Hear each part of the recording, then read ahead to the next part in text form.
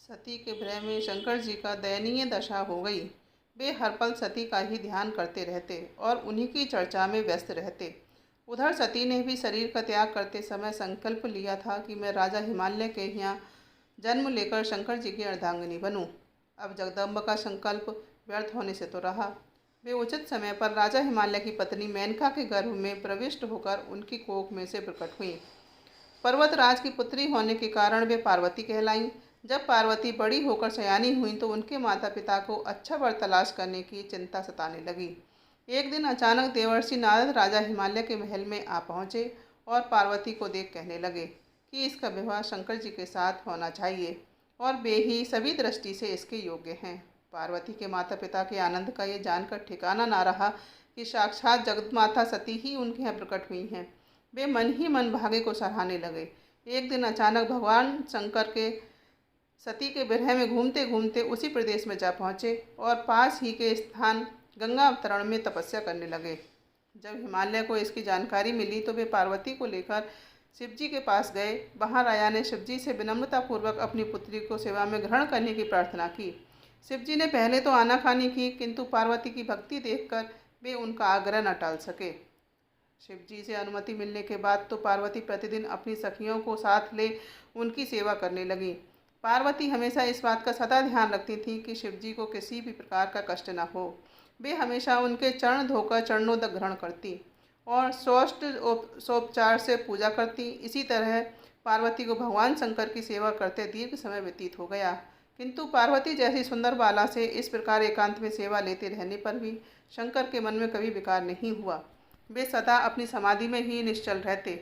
उधर देवताओं को तारक नाम का असुर बड़ा त्रास देने लगा। यह जानकर कि शिव के पुत्र से ही तारक की मृत्यु हो सकती है, सभी देवता शिव पार्वती का विवाह कराने की चेष्टा करने लगे। उन्होंने शिव को पार्वती के प्रति अनुरक्त करने के लिए कामदेव को उनके पास भेजा, किंतु पुष्पायुध का पुष्प बाण भी शंकर के मन को विक्षुब्ध न कर सका। उल्टा कामदेव उनकी क्रोधाग्नि से भस्म हो गए। इसके बाद शंकर भी वहाँ अधिक रहना अपनी तपस्या के लिए अंतराय रूप समझ कैलाश की ओर चल दिए। पार्वती को शंकर की सेवा से वंचित होने का बड़ा दुख हुआ, किंतु उन्होंने निराश न होकर अब की बार तप द्वारा शंकर को संतुष्ट करने की मन में ठानी। उनकी माता ने उन्हें सुकुमार एवं तप के अयोग्य समझ बहुत मना किया, इसलिए उनका उमा उमा प्लस माँ तप न करो नाम प्रसिद्ध हुआ, किंतु पार्वती पर इसका असर न हुआ। अपने संकल्प से वे तनिक भी विचलित नहीं हुई।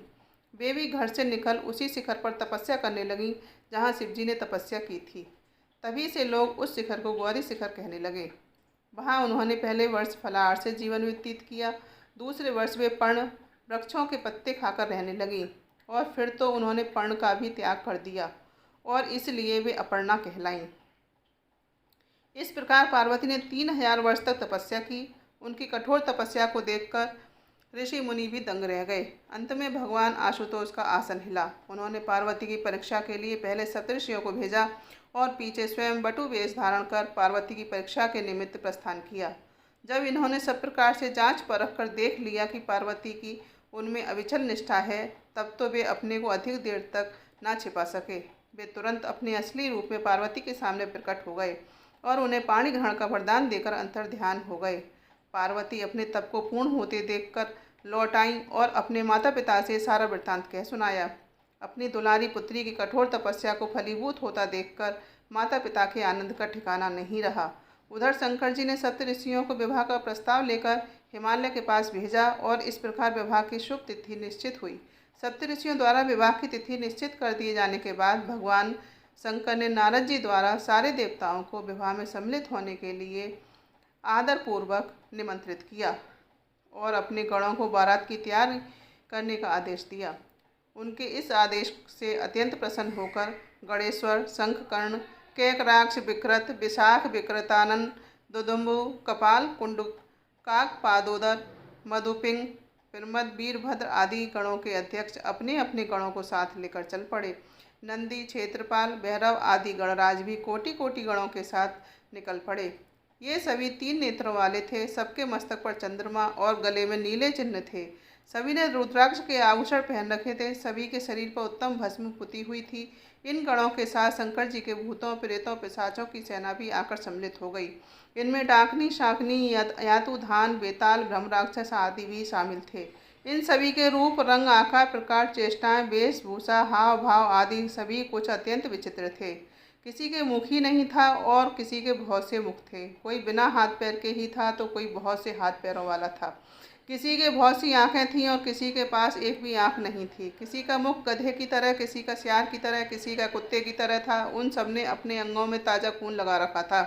कोई अत्यंत पवित्र और कोई अत्यंत विभत्स तथा अपवित्र गणवेश धारण किए हुए था।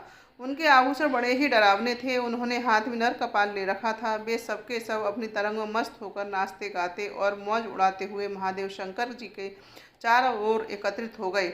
चंडी देवी बड़ी प्रसन्नता के साथ उत्सव मनाती हुई भगवान रुद्रदेव की बहन बनकर वहां पहुंची। उन्होंने सर्पों के आभूषण पहन रखे थे। वे प्रेत पर बैठकर अपने मस्तक पर सोने का कलश धारण किए हुए थी। धीरे धीरे वहां सारे देवता भी एकत्र हो गए। उस देव मंडली के बीच में भगवान श्री विष्णु गरुड़ पर विराजमान थे। पितामह ब्रह्मा जी भी उनके पास मूर्तिवान वेदों, शास्त्रों, पुराणों, आगमों, संकादक, महासिद्धों, प्रजापतियों, पुत्रों तथा कई परिजनों के साथ उपस्थित थे। देवराज इंद्र भी कई आभूषण पहन अपने ऐरावत गज पर बैठ वहां पहुंचे थे। सभी प्रमुख ऋषि भी वहां आ गए थे। तुम्बरु, नारद, हाहा और हुहु आदि श्रेष्ठ गंधर्व तथा किन्नर भी शिवजी की बारात की शोभा बढ़ाने के लिए वहां पहुंच गए थे। इनके साथ ही सभी जगत माताएं, देव कन्याएं, देवियां तथा पवित्र देवांगनाएं भी वहां आ गई थीं।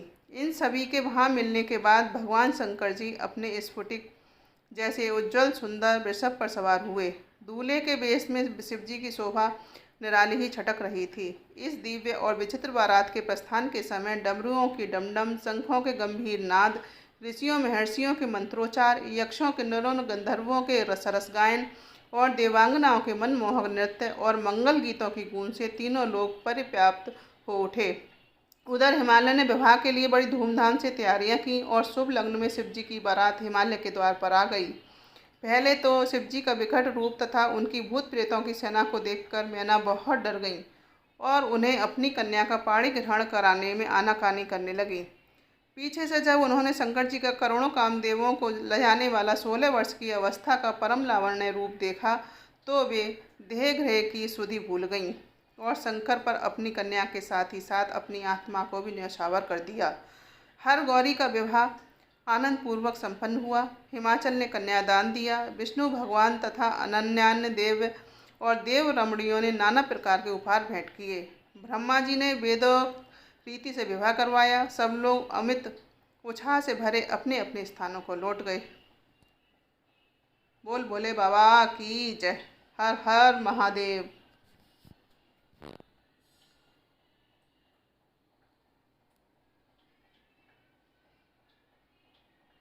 अगर मेरी वीडियो अच्छी लगी हो तो इसे लाइक, शेयर एवं सब्सक्राइब जरूर करें। धन्यवाद।